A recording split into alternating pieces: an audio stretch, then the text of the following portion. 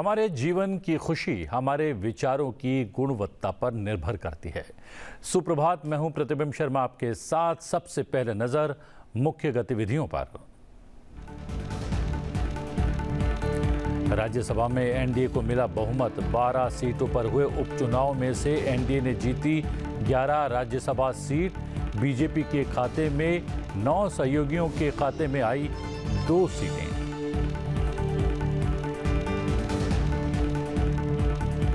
जम्मू कश्मीर विधानसभा चुनाव के पहले चरण के लिए नामांकन संपन्न। आज होगी नामांकन पत्रों की जांच।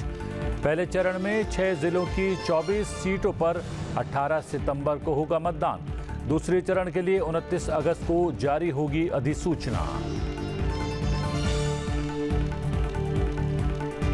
प्रधानमंत्री नरेंद्र मोदी ने रूसी राष्ट्रपति व्लादिमीर पुतिन से फोन पर की बात। रूस और यूक्रेन के बीच जारी संघर्ष और प्रधानमंत्री मोदी की यूक्रेन की हालिया यात्रा पर हुई बातचीत। प्रधानमंत्री ने संघर्ष के समाधान के लिए संवाद और कूटनीति को ही बताया आगे का रास्ता। भारत और रूस के बीच रणनीतिक साझेदारी को और मजबूत बनाने के उपायों पर भी की गई चर्चा। गृह मंत्री अमित शाह आज नई दिल्ली में पुलिस अनुसंधान एवं विकास ब्यूरो के 54वें स्थापना दिवस समारोह में मुख्य अतिथि के रूप में होंगे शामिल। नए आपराधिक कानून नागरिक केंद्रित सुधार विषय पर देंगे व्याख्यान। वर्ष 2023 और 24 के लिए विशिष्ट सेवा के लिए राष्ट्रपति पदक और सराहनीय सेवा के लिए राष्ट्रपति पदक विजेताओं को भी करेंगे सम्मानित। नए आपराधिक कानूनों पर BPRND के इंडियन पुलिस जर्नल के विशेष संस्करण का करेंगे विमोचन। आज पेरिस में शुरू होंगे पैरा ओलंपिक खेल। भारतीय पैरा एथलीट्स का 84 सदस्यीय दल ले रहा है खेलों में हिस्सा। पैरा ओलंपिक खेलों में भारत का ये अब तक का सबसे बड़ा दल। 8 सितंबर तक चलने वाले पैरा ओलंपिक में 12 खेलों में प्रतिस्पर्धा करेंगे भारतीय खिलाड़ी।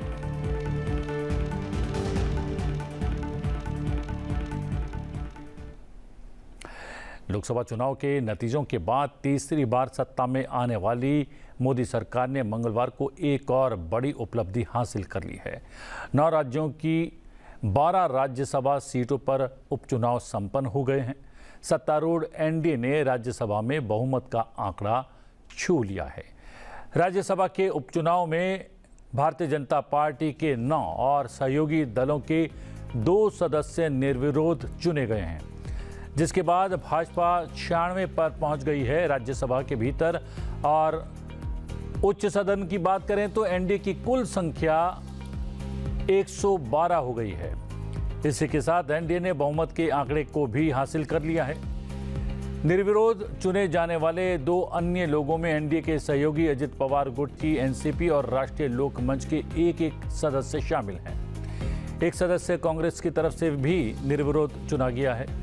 सत्तारूढ़ गठबंधन को 6 नामित और 1 स्वतंत्र सदस्य का भी समर्थन हासिल है।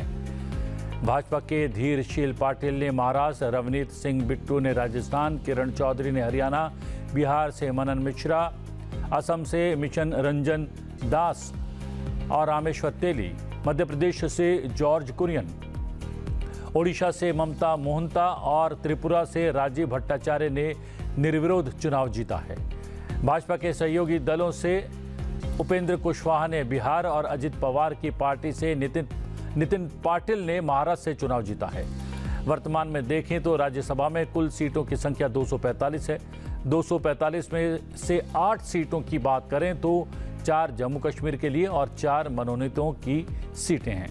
अब उन 8 सीटों को हटाने के बाद बचती हैं 237 सीटें और अब 237 में से जिस गठबंधन या किसी पार्टी के पास 119 सदस्य हैं उसने बहुमत का आंकड़ा छू लिया है।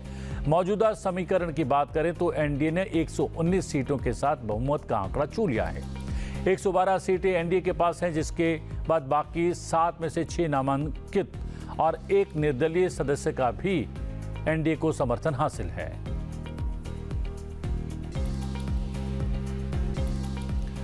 प्रधानमंत्री नरेंद्र मोदी ने रूस के राष्ट्रपति व्लादिमीर पुतिन के साथ रूस और यूक्रेन के बीच जारी संघर्ष पर बातचीत की। दोनों नेताओं के बीच टेलीफोन पर हुई इस बातचीत में भारत और रूस के बीच रणनीतिक साझेदारी को और मजबूत बनाने के उपायों पर भी चर्चा की गई। प्रधानमंत्री नरेंद्र मोदी ने सोशल मीडिया पोस्ट पर लिखा कि उन्होंने द्विपक्षीय संबंधों को मजबूत बनाने के साथ ही हाल की अपनी यूक्रेन यात्रा के बारे में भी श्री पुतिन से अपने अनुभव साझा किए। प्रधानमंत्री ने रूस और यूक्रेन के बीच जारी संघर्ष के शांतिपूर्ण समाधान के लिए भारत की प्रतिबद्धता को भी दोहराया। केंद्रीय गृह मंत्री अमित शाह आज राष्ट्रीय राजधानी नई दिल्ली में पुलिस अनुसंधान एवं विकास ब्यूरो के 54वें स्थापना दिवस के अवसर पर आयोजित समारोह में मुख्य अतिथि के रूप में शामिल होंगे। इस दौरान वो आनंद स्वरूप गुप्ता स्मारक में नए आपराधिक कानून नागरिक केंद्रित सुधार विषय पर चर्चा करेंगे। गृह मंत्री अमित शाह सरकार के खिलाफ स्टेटमेंट देना गुनाह था। अब अमित शाह वर्ष 2023 और 2024 में विशिष्ट सेवा के लिए राष्ट्रपति पदक और सराहनीय सेवा के लिए राष्ट्रपति पदक प्राप्तकर्ताओं को भी सम्मानित करेंगे। समारोह के दौरान गृह मंत्री नए आपराधिक कानूनों पर ब्यूरो के प्रकाशन भारतीय पुलिस जर्नल के विशेष संस्करण का विमोचन करेंगे। प्रधानमंत्री नरेंद्र मोदी के नेतृत्व और केंद्रीय गृह मंत्री अमित शाह के मार्गदर्शन में BPRND देश के पुलिस बलों को आवश्यक बौद्धिक, भौतिक और संगठनात्मक संसाधनों से लैस कर पुलिसिंग और आंतरिक सुरक्षा की चुनौतियों का सफलतापूर्वक सामना करने के लिए उन्हें स्मार्ट बल बनाने के प्रति कटिबद्ध है। आंतरिक सुरक्षा की चुनौतियों का सफलतापूर्वक सामना करने के लिए स्मार्ट बलों में बदलने का काम सौंपा गया है। 1970 में अपनी स्थापना के बाद से BPRND अनुसंधान और विकास में पुलिसिंग में उत्कृष्टता को बढ़ावा देने के लिए भारतीय पुलिस के थिंक टैंक के रूप में काम कर रहा है। सरकार के खिलाफ स्टेटमेंट देना गुनाह था। अब भारत की एकता और अखंडता को क्षतिग्रस्त करने के लिए ये कानून अमल में आएगा। तो आजादी के इतने सालों के बाद ये कानून में बदलाव हुआ है, जो एक बहुत बड़ा परिचायक है हमारे संविधान के स्पिरिट का। मैं आप सभी के सामने बड़े विश्वास के साथ कहता हूं कि ये तीनों कानूनों के पूर्ण स्पिरिट के साथ देश भर में लागू होने के बाद ये कानून सबसे आधुनिक न्याय प्रणाली का सर्जन करेंगे। टेक्नोलॉजी को हमने न केवल अपनाया है, आने वाले 50 सालों तक टेक्नोलॉजी में जो भी अनुसंधान होने की संभावनाएं हैं, इस सबको कानून के अंदर हमने व्याख्या के तौर पर समाहित किया है। जैसे आने वाले समय में भी जो अनुसंधान होंगे वो व्याख्यायित किए गए। ये विश्व की सबसे आधुनिक न्याय प्रणाली बनेगी, इसका मुझे विश्वास है। कंप्यूटराइजेशन की प्रक्रिया ऑलरेडी पूरी हो गई है। 99.9% थाने कंप्यूटराइज हो चुके हैं। ई रिकॉर्ड जनरेट करने की प्रक्रिया भी हमने 2019 से ही चालू कर दी थी। 0 FIR, ई FIR, चार्जशीट और जवाब ये सभी डिजिटल होगा। किसी को बड़े बड़े जेरोक्स निकालकर करने की जरूरत नहीं है। 1 लाख पेज की चार्जशीट भी एक छोटे से पेन ड्राइव से जजेस के सामने जाएगी और पक्षकर्ताओं को दिए जाएगी। 90 दिन के अंदर इस कानून में पीड़ित को, जिन्होंने न्याय की गुहार की है, उनको अपने केस का प्रोग्रेस ऑटोमेटिकली ऑनलाइन भेजा जाएगा। हमने इसके अंदर 7 साल और उससे ज्यादा सजा वाले सभी गुना में फॉरेंसिक की टीम की विजिट को कंपलसरी कर फॉरेंसिक एविडेंस को कानूनी जामा पहनाने का काम किया है। विदेश मंत्री डॉक्टर एस जयशंकर ने ब्राजील के विदेश मंत्री मौरो विएरा के साथ नई दिल्ली में भारत ब्राजील संयुक्त आयोग की 9वीं बैठक की अध्यक्षता की। बैठक के दौरान दोनों पक्षों ने व्यापार, रक्षा, ऊर्जा, स्वास्थ्य, कृषि, अंतरिक्ष और प्रौद्योगिकी के क्षेत्र में सहयोग समेत द्विपक्षीय संबंधों के विभिन्न पहलुओं की समीक्षा की। दोनों विदेश मंत्रियों ने विश्वव्यापी राजनीतिक घटनाक्रम, साझा चिंताओं और दुनिया के विकासशील देशों की आकांक्षाओं पर भी विचारों का आदान प्रदान किया। बैठक में ब्रिक्स तथा G20 जैसे अंतर्राष्ट्रीय मंचों में भागीदारी पर भी विचार विमर्श हुआ। अपने संबोधन में डॉक्टर एस जयशंकर ने G20 की ब्राजील की अध्यक्षता के लिए भारत का पूर्ण समर्थन देने की बात दोहराई। ब्राजील वर्तमान में G20 संगठन का अध्यक्ष है। इस वर्ष 18 और 19 नवंबर को G20 शिखर सम्मेलन रियो द जेनेरो में आयोजित किया जाएगा। डॉक्टर एस जयशंकर ने कहा कि भारत और ब्राजील के बीच 2006 में हुई महत्वपूर्ण साझेदारी पिछले कई वर्षों में विभिन्न क्षेत्रों तक पहुंच चुकी है। उन्होंने ये भी कहा कि भारत को खुशी है कि ब्राजील में भारतीय संस्कृति, कला और दर्शन के प्रति लोगों का रुझान बढ़ा है। Our strategic partnership, which was established in 2006, has deepened and diversified over the years. It now spans a very wide range of domains, from defense, space and security, including cyber, to trade and investment, oil and natural gas, biofuels, agriculture, animal husbandry, food processing, health and medicine, traditional medicine, science, technology, culture and people-to-people relations. We have a substantial bilateral trade basket. It has by and large gone up. In the last year we've had some challenges. It's something I look forward to discussing with you. We also have a very important energy cooperation between our two countries, and we of course have particularly value the biofuels cooperation that India and Brazil have established. On the people-to-people relations, these are again a very big source of support for our relationship. We're very pleased to see greater appreciation of Indian culture, performing arts, philosophy in Brazil, and celebrations relating to India in various platforms. केंद्र शासित प्रदेश जम्मू कश्मीर में विधानसभा चुनाव के पहले चरण के मतदान के लिए नामांकन प्रक्रिया संपन्न हो चुकी है। पहले चरण में अनंतनाग, शोपिया, कुलगाम, रामबन, किश्तवाड़ और डोडा जिले के 24 विधानसभा क्षेत्रों में मतदान होगा। जम्मू कश्मीर में 10 साल बाद विधानसभा चुनाव होने जा रहे हैं। पहले चरण में कुल 24 विधानसभा सीटों पर मतदान होगा। पहले चरण में जिन सीटों पर मतदान होना है उनमें से 16 सीटें दक्षिण कश्मीर विधानसभा क्षेत्र से है और 8 जम्मू क्षेत्र में है। इन 24 सीटों पर 18 सितंबर को चुनाव होने वाला है। इन सीटों पर चुनाव के पहले चरण के लिए नामांकन प्रक्रिया संपन्न हो चुकी है। नामांकन पत्रों की जांच आज यानी 28 अगस्त को की जाएगी। वहीं नामांकन वापस लेने की अंतिम तिथि 30 अगस्त निर्धारित की गई है। इन क्षेत्रों में सुरक्षा बलों की तैनाती भी शुरू कर दी गई है जहां पर चुनाव होने वाले हैं। परिसीमन की प्रक्रिया के बाद विधानसभा सीटों की संख्या 83 से बढ़कर 90 हो गई है। इनमें से 74 सीटें सामान्य श्रेणी की हैं, 7 सीटें अनुसूचित जाति और 9 सीटें अनुसूचित जनजाति के उम्मीदवारों के लिए आरक्षित हैं।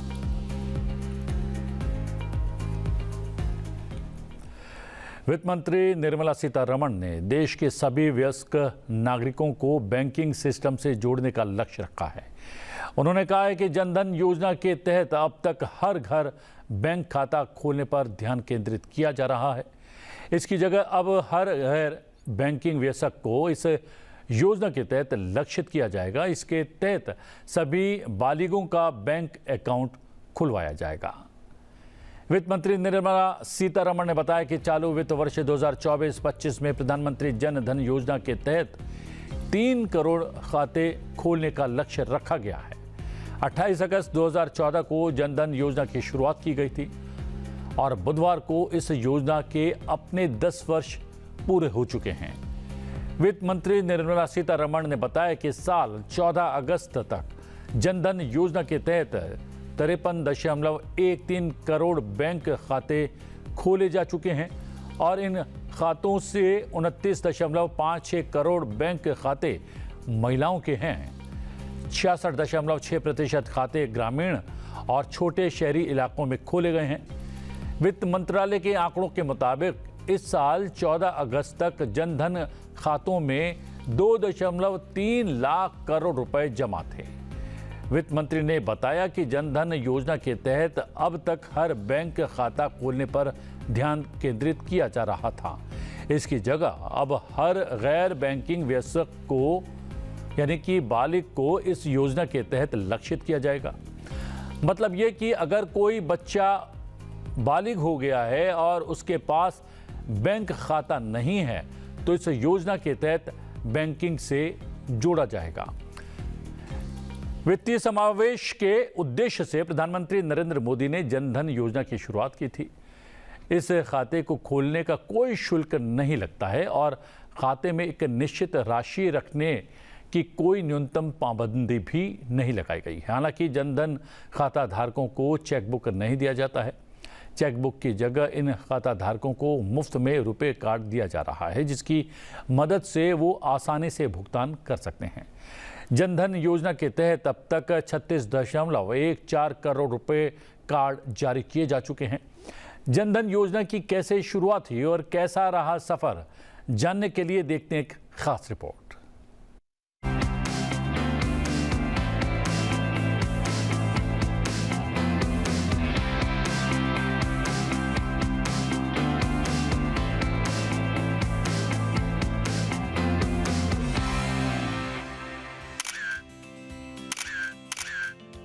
ये कुछ चेहरे हैं। सभी चेहरे देश के उस तबके से ताल्लुक रखते हैं जो अपने हक की तलाश में बरसों से था।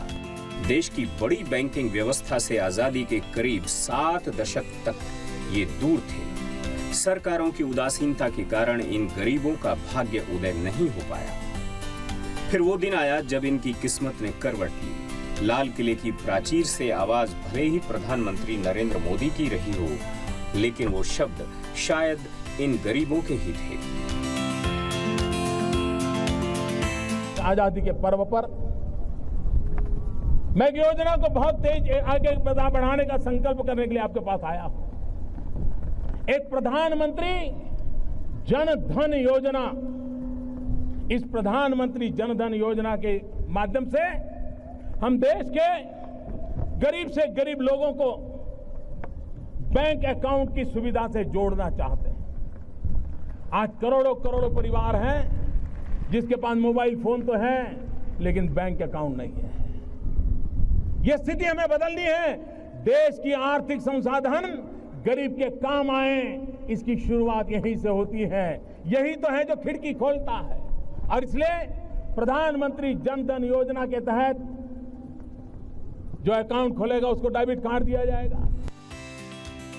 प्रधानमंत्री नरेंद्र मोदी ने दिल्ली में जनधन योजना का शुभारंभ किया और पहले ही दिन देश भर में रिकॉर्ड 1.5 करोड़ बैंक खाते खोले गए। देश के बैंकिंग इतिहास में नया सवेरा हुआ। देश का गरीब सीधे देश के अर्थतंत्र से जुड़ा। ये देश में पहली बार हो रहा था। देश के मजबूर मजबूत हुए। गरीबों को आर्थिक आजादी मिलने का रास्ता साफ हुआ। कोई व्यक्ति बैंक में खाता खोलता है तो अर्थव्यवस्था की जो मुख्य धारा है उस धारा से जुड़ने का उसका एक पहला कदम बन जाता है।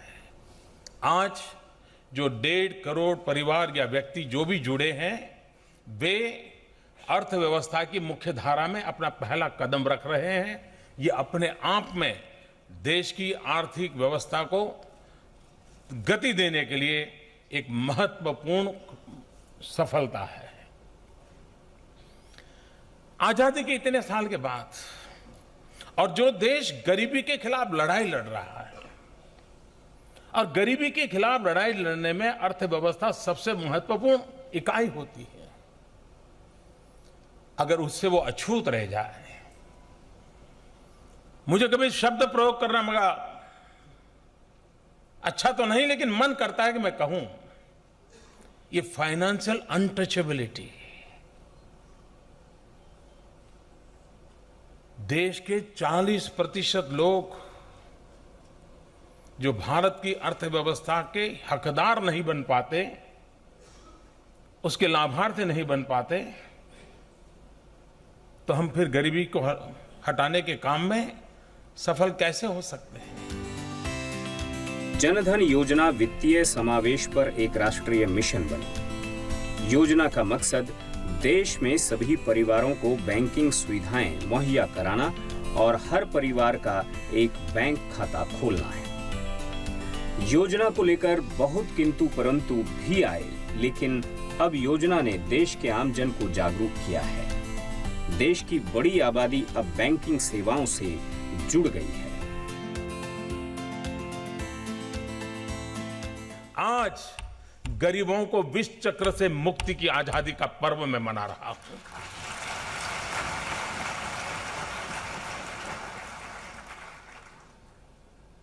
और 15 अगस्त को जिस योजना की घोषणा की,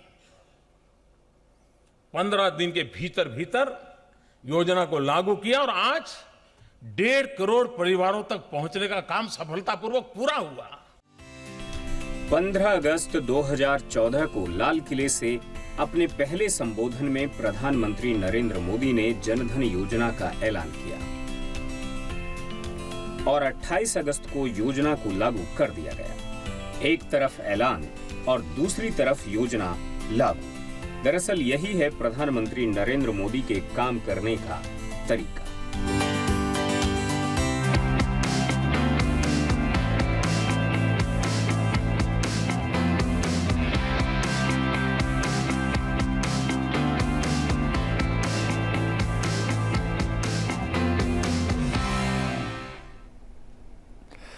देश में इस वर्ष खरीफ फसल की बुआई में उल्लेखनीय प्रगति हुई है। अब तक कुल 1065 लाख हेक्टेयर से अधिक क्षेत्र में खरीफ फसल की बुआई हुई है, जबकि पिछले वर्ष इसी अवधि के दौरान बुआई का क्षेत्रफल लगभग 1044 लाख हेक्टेयर था।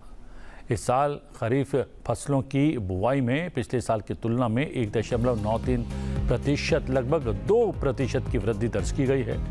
कृषि एवं किसान कल्याण विभाग के अनुसार 27 अगस्त 2024 तक खरीफ फसलों का कुल बुआई क्षेत्र 1065.08 लाख हेक्टेयर हो गया है, जबकि वर्ष 2023 में इस समय तक ये क्षेत्र 1044.85 लाख हेक्टेयर था। इस वर्ष विशेष रूप से धान, दलहन और मोटे अनाज की बुआई में वृद्धि देखी गई है। धान की बुआई में 4.24% बढ़त दर्ज की गई है। अब तक 394.28 लाख हेक्टेयर में धान की बुआई हो चुकी है, जो वर्ष 2023 में इस समय तक 369.05 लाख हेक्टेयर थी। दलहन की बुआई में सबसे ज़्यादा वृद्धि हुई है। दलहन की बुआई का क्षेत्र 5.72% बढ़कर 122.16 लाख हेक्टेयर हो गया है, जो वर्ष 2023 में 115.55 लाख हेक्टेयर था।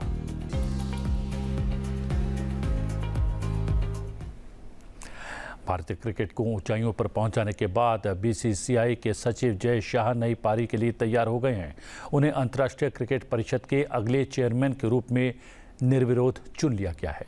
वो 1 दिसंबर 2024 से आईसीसी अध्यक्ष का पदभार संभाल लेंगे। फिलहाल ग्रेग बार्कले वर्तमान आईसीसी अध्यक्ष हैं, जिनका कार्यकाल 30 नवंबर को समाप्त हो रहा है। जय शाह के निर्विरोध चयन के बाद आईसीसी ने कहा कि वो इस पद के लिए एकमात्र उम्मीदवार थे। सिर्फ उन्होंने ही अध्यक्ष पद के लिए नामांकन भरा था, जबकि वर्तमान अध्यक्ष बार्कले ने खुद को इस रेस से अलग कर लिया था। इस तरह 35 वर्षीय जय शाह सबसे कम उम्र के आईसीसी अध्यक्ष बन जाएंगे।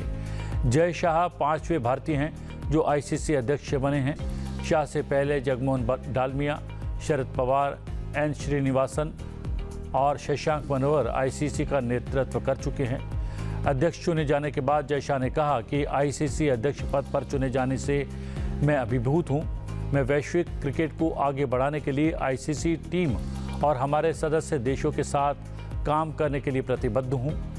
हम एक महत्वपूर्ण मोड़ पर खड़े हैं जहां कई प्रारूपों के सह अस्तित्व को संतुलित करना है, नई तकनीक को अपनाने को बढ़ावा देना है और हमारे प्रमुख कार्यक्रमों को नए वैश्विक बाजारों में पेश करना बहुत महत्वपूर्ण हो गया है। हमारा लक्ष्य क्रिकेट को और भी प्रसिद्ध बनाना है। हमारी कोशिश क्रिकेट को दुनिया भर में पसंदीदा खेल बनाना है। लॉस एंजलिस ओलंपिक 2028 में क्रिकेट को शामिल करना इस बात को दर्शाता है कि क्रिकेट का विकास हो रहा है। मुझे विश्वास है कि ये खेल को अभूतपूर्व तरीके से आगे बढ़ाएगा। अगर जय शाह के कार्यकाल की उपलब्धि की बात की जाए तो उनकी सबसे बड़ी उपलब्धि महिला प्रीमियर लीग की शुरुआत करना है। उन्होंने लगातार 2 सत्रों का सफलतापूर्वक आयोजन करवाया है और इस टूर्नामेंट ने महिला क्रिकेटर्स को बड़ा अवसर भी प्रदान किया है। जय शाह ने भारतीय महिला क्रिकेट टीम को समान मैच फीस देकर समानता सुनिश्चित करने की दिशा में भी एक बड़ा कदम उठाया था। ओलंपिक खेलों के सफल आयोजन के बाद पेरिस शहर पैरा ओलंपिक की मेजबानी करने के लिए तैयार है। आज से शुरू होने वाले पैरा ओलंपिक के खेलों में दुनिया भर से 4400 एथलीट 11 दिन तक 22 खेलों में 549 पदक जीतने के लिए जोर लगाएंगे। भारतीय पैरा ओलंपिक टीम जब पेरिस में उतरेगी तो उसकी नज़रें रिकॉर्ड पदक जीतकर नया इतिहास रचने पर होगी। भारत ने पेरिस पैरालंपिक में 84 सदस्य दल भेजा है, जो अब तक के इतिहास में सबसे बड़ा दल है। भारत ने टोक्यो पैरालंपिक में 5 स्वर्ण सहित 19 पदक जीते थे और ओवरऑल रैंकिंग में यानी कि पदक तालिका में 24वें स्थान पर रहा था। इसके 3 साल बाद भारत का लक्ष्य स्वर्ण पदकों की संख्या दोहरे अंक में पहुंचाने और कुल 25 से अधिक पदक जीतने पर है। भारत ने ये लक्ष्य इसलिए तय किया है क्योंकि इस बार उसका सबसे बड़ा दल इन खेलों में हिस्सा ले रहा है। इसके अलावा भारतीय खिलाड़ियों ने हाल में अच्छा प्रदर्शन करके उम्मीदें बढ़ा दी हैं।